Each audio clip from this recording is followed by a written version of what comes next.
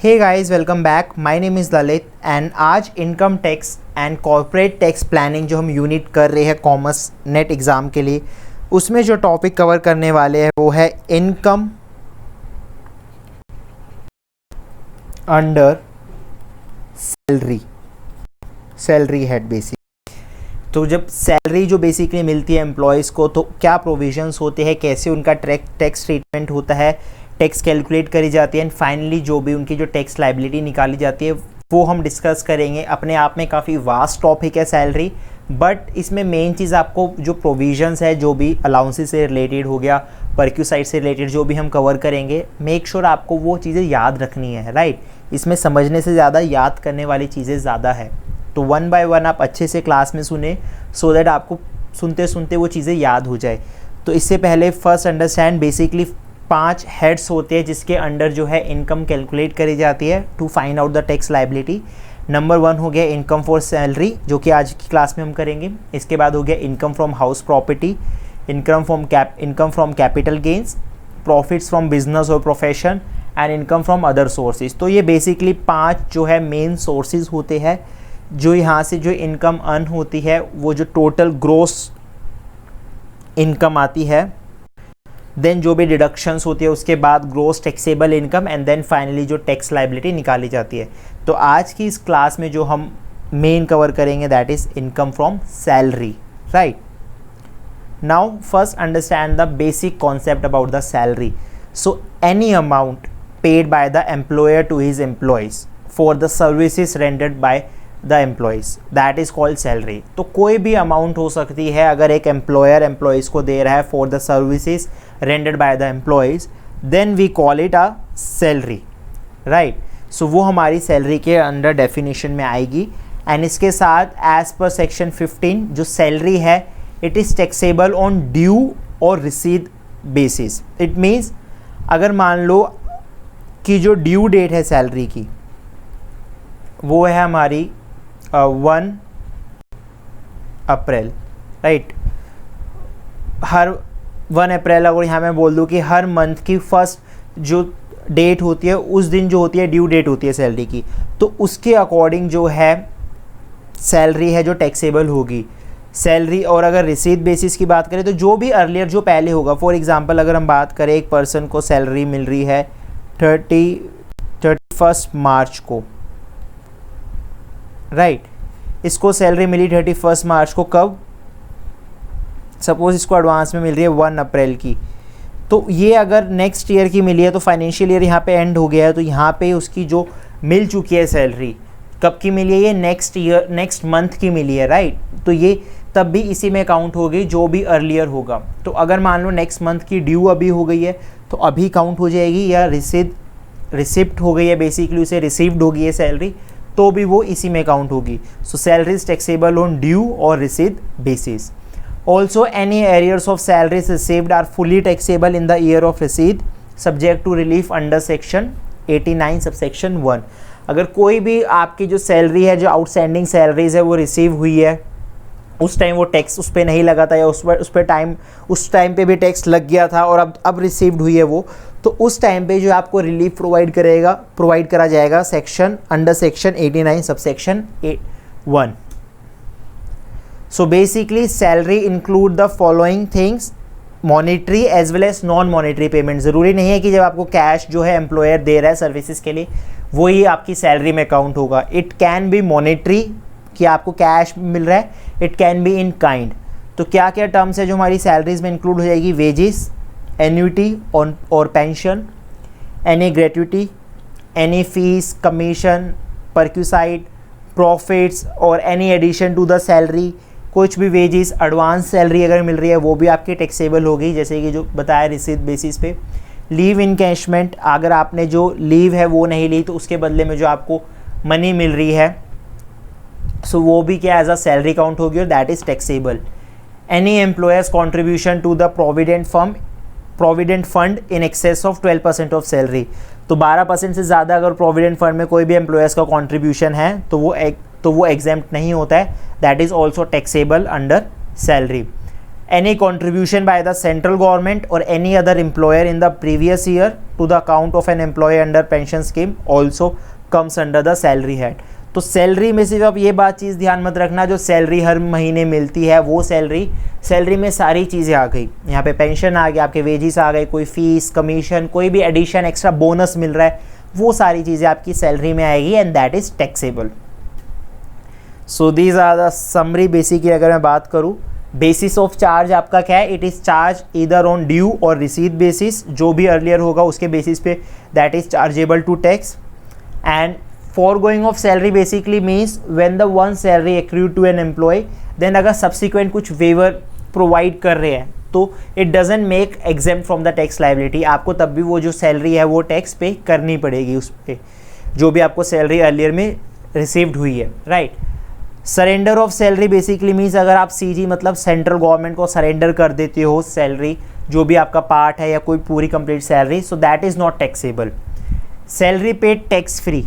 अब इसका क्या मतलब है कि अगर एम्प्लॉयर ने आपके बिहाफ पे अगर टैक्स पे कर दिया है, और जो जिसे हम कह सकते हैं कि आप एज अपना पर्सनली टैक्स पे नहीं कर रहे हो, एम्प्लॉयर ने टीडीएस बेसिकली हो गया, जो आगे हम डिस्कस करेंगे कि जब आपको सैलरी दे रहे हैं उसने तो डिडक्ट कर लिया है टैक्स ऑलरेडी, सो उस केस में भी वो सैलरी एज आपकी काउंट होगी, बट आपको उस पर टैक्स पे नहीं करना पड़ेगा। ये प्रोविज़न जो हम टैक्स डिडक्शन एट सोर्स में पढ़ेंगे कैसे होते हैं।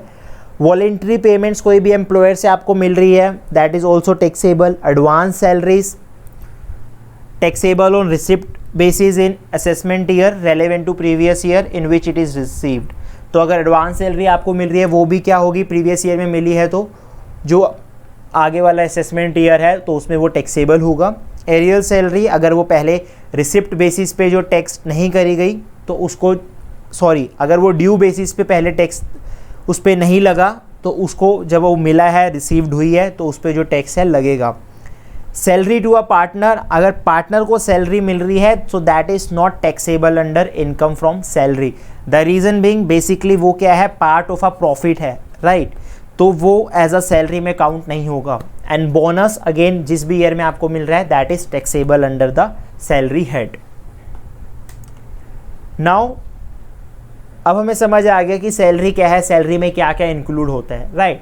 नाउ अब समझते हैं अलाउंसेस क्या होते हैं और क्या क्या एग्जम्पशंस है, क्या क्या बेसिकली कौन कौन से टैक्सेस एग्जेम्प्टेड है, right.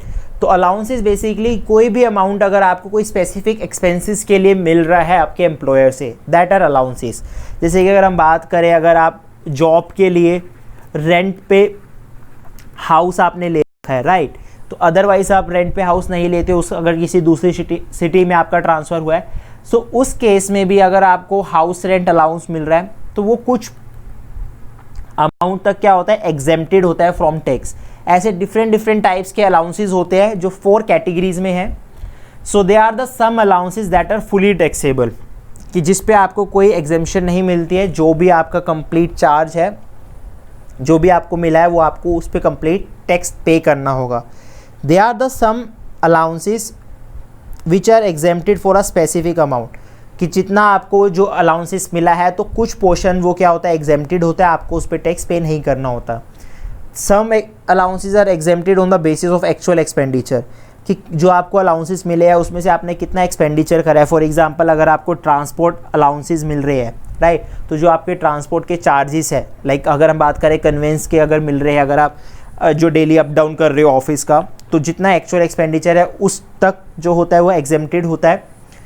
And they are the some allowances which are fully exempt, कि जिस पे कोई भी है जो हमें टैक्स पे नहीं करना होता, वो कम्प्लीटली एग्जेम्प्टेड होते हैं। जब हम कैलकुलेट करते हैं सैलरी के अंडर इनकम, तो वो जो टैक्स एग्जेम्प्टेड है वो पूरे कम्प्लीटली डिडक्ट कर देते हैं, राइट। सो अगर हम बात करें पार्शली एग्जेम्प्टेड अलाउंस में, तो इसमें सबसे पहला हमारा आता है house rent allowance, HRA basically. तो इसमें कितना परसेंट जो है वो एग्जेम्प्टेड होता है, तो that is on the basis of 3 things.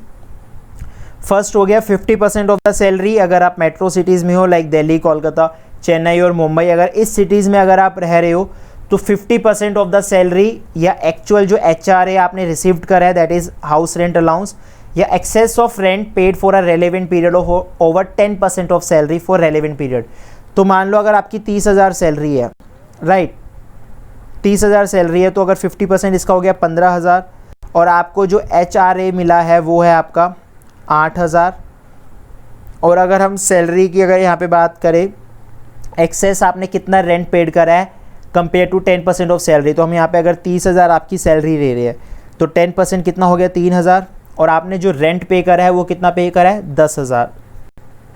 This is not equal to, rent आपने 10,000 पे करा है, 10% से ज़्यादा 3,000 से कितना आपने पे करा है 7,000, तो यहाँ पे 7,000 हो गया आपका, 8,000 हो गया, 15,000 हो गया, तो इसका जो लीस्ट होता है दैट इज़ एग्जेम्प्टेड, राइट। सो इसके बेसिस पे जो है एग्जेम्पशन दी जाती है under house rent allowance. 50% of the salary अगर आपका जो भी हाउस है वो जो सिचुएटेड है दिल्ली, कोलकाता या चेन्नई, मुंबई, इन 4 सिटीज में। 40% ऑफ द सैलरी अगर किसी और स्टेट में या किसी और सिटी में अगर वो है, या एक्चुअल HRA जितना रिसीव्ड हुआ है, या जितना भी आपने एक्सेस रेंट पेड करा है ओवर 10% ऑफ सैलरी, तो इन तीनों में से जो सबसे कम अमाउंट होती है, लीस्ट अमाउंट होती है, that is exempted, right. Second यहाँ पे आते हैं allowances which are exempted on the basis of actual expenditure, कि जितना आपने एक्चुअल एक्सपेंडिचर करा है उतने तक आपके जो अलाउंसेस है वो एग्जेम्प्टेड होंगे। लाइक ट्रैवलिंग अलाउंस हो गया कि अगर आप डेली ट्रैवल कर रहे हो, अप डाउन कर रहे हो, और आपको उसके लिए 3,000 रुपीज़ अलाउंसेस मिल रहे हो, आपका पूरा 3,000 ही, 3,000 की जगह मान लो आपका 2,500 आपका एक्चुअल एक्सपेंडिचर है, तो जो आपका एक्चुअल एक्सपेंडिचर है उतना आपका एग्जेम्प्टेड होगा। 3,000 आपको अलाउंस मिल रहा है एम्प्लॉयर से फॉर ट्रैवलिंग, आपका जो एक्चुअल लग रहा है वो 2,500 लग रहा है, तो actual expenditure will be exempted, right. जो 500 रुपये वो नहीं होगा, सिर्फ 2,500 रुपये आपका जो एग्जेम्प्ट हो जाएगा। Same with the daily allowance हो गया, हेल्पर अलाउंस हो गया, यूनिफॉर्म के लिए अगर कुछ अलाउंस मिल रहा है, साइंटिफिक रिसर्च से रिलेटेड अलाउंस है, तो डिफरेंट इसमें अलाउंसेस हो जाते हैं आपके। वो सारे अलाउंसेस आपके जो ये सारे अलाउंसेस होते हैं एग्जेम्प्ट होते हैं on the basis of actual expenditure, की एक्चुअल में आपने कितना एक्सपेंडिचर करा है basically, right. Now they are the some allowances which are exempted for a specific amount, कि लाइक अगर उस अमाउंट तक अगर वो है तो उतना वो एग्जेम्प्टेड होगा, अदरवाइज उससे ज़्यादा है तो अगर मान लो आपका कोई एक्सपेंस हुआ है 12,000 रुपीज़, तो एक पोर्शन तक 8,000 तक वो एग्जेम्प्ट होगा, और 4,000 वो क्या होगा, रिमेनिंग 4,000 क्या होगा, टैक्सेबल हो जाएगा, राइट।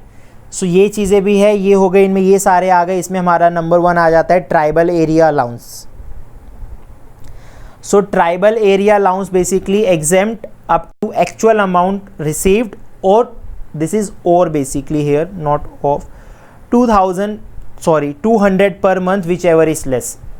सो जो एक्चुअल अमाउंट आपको रिसीव्ड हुआ है, सपोज 500 रुपीज़ आपको ट्राइबल एरिया का अलाउंस रिसीव्ड हुआ है, या 200 रुपये पर मंथ, तो जो दोनों में से कम होगा सो आपको कितना एग्जेम्प्ट होगा 200 पर मंथ। इवन अगर आपको 500 रुपये इसके लिए मिल रहे हैं, as per the income tax जो रूल्स है सिर्फ आपके 200 रुपये एग्जेम्प्ट हो जाएंगे, और आपको जो रिमेनिंग 300 है उस पर जो टैक्स पे करना पड़ेगा आपकी सैलरी के अंडर ऐड होगा। अगर पर्सन को कोई ट्रांसपोर्ट सिस्टम में अगर कोई एम्प्लॉय जो वर्क कर रहा है, तो उसके लिए कितनी यहाँ पे एग्जेम्पशन है 70% ऑफ सच अलाउंस, और अगेन दिस इज और 10,000 पर month whichever is less. तो अगर कोई पर्सन है जिसको अगर मान लो 8,000 अलाउंस मिल रहा है, तो उसका 70% कितना हो गया आपका 5,600, राइट। तो 5,600 अलाउंस जो है वो एग्जेम्प्टेड होगा, ना कि 10,000। 10,000 और 70% में से जो भी कम होगा, ये किसके लिए, ये उस पर्सन के लिए है जो ट्रांसपोर्ट सिस्टम में, लाइक बस ड्राइवर हो गया, तो अगर वो जो बस ड्राइवर है, या अगर हम ट्रेन की बात करें, वहाँ का जो भी ट्रेन ड्राइवर की बात करें वो हो गया, उसको अगर अलाउंसेस मिल रहे हैं ट्रांसपोर्ट सिस्टम में जो वर्क कर रहा है, उस केसेस में 70% या 10,000, इन दोनों में से जो भी लेस होगा that is exempted. Children education allowance की अगर हम बात करें, so that is exempt up to actual amount receive per child, और 100 रुपीज़ पर child whichever is less up to a maximum of 2 child। so basically means अगर आपके को एजुकेशन के लिए अपने बच्चों के लिए अगर कोई अलाउंस मिल रहा है, तो कितना एग्जेम्प्ट होगा, only 100 rupees per month for maximum of 2 child. तो टोटल मतलब 200 रुपये आपका हो गया। अगर 3 बच्चे हैं और आप तीनों के लिए आपको अलाउंसेस मिल रहे हैं, तो 2 बच्चों के लिए आपको सिर्फ क्या होगा 100 रुपये पर मंथ जो है एग्जेम्प्ट होगा, और बाकी आपको उस पर टैक्स पे करना होगा। चिल्ड्रन हॉस्टल अलाउंस, अगेन इस केस में आपको 300 पर मंथ जो है एग्जेम्प्ट होगा, या जितना एक्चुअल मिल रहा है। अब फॉर एग्जांपल यहाँ पर आपको मिल रही 50 रुपये पर मंथ है, राइट। तो यहाँ पे आपके 50 रुपये जो है 2 बच्चों के लिए, मैक्सिमम 2 बच्चों के लिए जो होगा 50-50 रुपये एग्जेम्प्ट हो जाएगा। तो जो भी लेस अमाउंट होगी वही हमेशा जो है एग्जेम्प्ट होगी। और हॉस्टल अलाउंस के केस में 300 रुपये per month per child up to again maximum 2 child. तो अगर आपको 4 बच्चों के लिए मिल रहा है हॉस्टल अलाउंस सपोज 500 रुपये, तो आपके सिर्फ 600 रुपये जो है वो ही यहाँ पे होंगे एग्जेम्प्ट। 600 रुपये आपके एग्जेम्प्ट होंगे। अगर आपको इवन 2000 रुपये भी मिल रहा है 4 बच्चों के लिए, 300 के हिसाब से 600 रुपये एग्जेम्प्ट होंगे और remaining is taxable.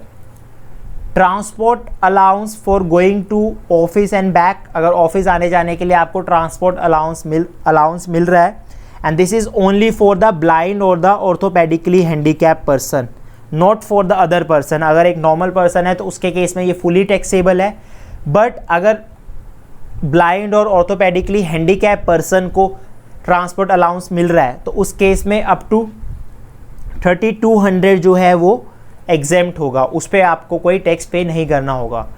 High altitude allowance की बात करें so that is 9000 to 15,000 feet exempt up to 1060 per month. तो अगर इस रेंज में अगर आप हो तो आपका जो अलाउंस है वो एग्जेम्प्ट होगा 1060 रुपीज़ पर मंथ, एंड अगर अबव 15,000 फीट है तो उस केस में एग्जेम्प्ट होगा 1600 पर मंथ। अंडरग्राउंड अलाउंस ये अगेन डिपेंड एरियाज वाइज होता है, जैसे ट्राइबल एरिया अलाउंस हो गया, हाई एल्टीट्यूड पे अगर आप कोई वर्क कर रहे हो अंडरग्राउंड अलाउंस है, तो अगर ये आपको मिल रहा है तो ये एग्जेम्प्ट होगा up to 100 per month. So main thing is here is ये जितने भी अलाउंसेज जो अभी तक हमने कवर करे हैं, राइट, तो ये सब आपको अमाउंट याद रखनी है, क्योंकि अमाउंट याद रखोगे तभी अगर इससे रिलेटेड कोई क्वेश्चन आएगा you are able to do. तो बेसिक इसमें आपका हो गया चिल्ड्रन एजुकेशन अलाउंस से क्वेश्चन आ जाता है, हॉस्टल अलाउंस हो गया, ट्रांसपोर्ट अलाउंस हो गया, एंड इसमें अगर हम बात करें हाउस रेंट अलाउंस, तो ये चीज़ें आपको ध्यान रखनी है। इससे रिलेटेड आ जाता है कि क्या देरिया कंडीशन है तो कितना एग्जेम्प्ट होगा, तो आपको एग्जेम्पशन अमाउंट निकालनी है, वो आप तभी निकाल पाओगे तब आपको ये रूल्स पता होंगे। So you should know this figures कि 100 रुपये per month up to 2 child है, तो अगर 1 चाइल्ड है तो तब भी उसे 200 रुपये एग्जेम्पशन नहीं मिलेगी, 100 रुपये ही मिलेगी, और 2 चाइल्ड है तो उसे मैक्सिमम 200 की मिलेगी। तो ऐसे चीज़ों को आपको याद रखना है, same with the all the allowances, right? Now there are the some allowances which are completely exempted, जिस पे कोई टैक्स पे नहीं करना है, वो इंक्लूड नहीं होता है, वो आपके यहाँ पे हो गए allowances receive by the high court जजेस। जो भी अलाउंसेस हाई कोर्ट जजेस रिसीव कर रहे हैं that is totally exempted. Compensatory allowances receive by the जज again totally exempted. some territory allowances given to a high court and supreme court judges। तो basically जब विजिटर्स है उसको एंटरटेन करने के लिए जो अलाउंसेस पे करे जाते हैं तो वो अलाउंसेस भी क्या होते हैं, एग्जेम्प्टेड होते हैं। Allowances receive by the employees of United Nation organization, तो कोई भी अलाउंसेस रिसीव्ड हो रहे हैं एम्प्लॉयज़ को जो यूएनओ के मेंबर है बेसिकली, तो वो भी are not taxable basically, that is exempted. And any allowances and perks paid by the government to Indian citizen outside India are fully exempt। तो कोई भी अलाउंसेस अगर गवर्नमेंट पे कर रही है इंडियन सिटीजन को इंडिया से कहीं बाहर, तो that is fully exempt. So first यहीं पे क्लास को ओवर करते हैं। मेक श्योर ये चीज़ें आपके समझ आए और अंदर तक जाए कि क्या क्या अलाउंसेस बेसिकली होते हैं और कितनी अप टू तक है जो एग्जेम्प्ट है, राइट।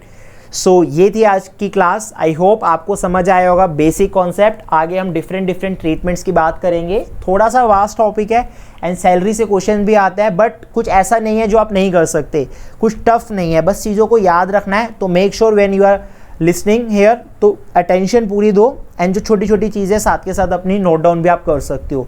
सो मिलते हैं आपसे नेक्स्ट क्लास में, एंड तब तक के लिए wish you all the very best and thank you.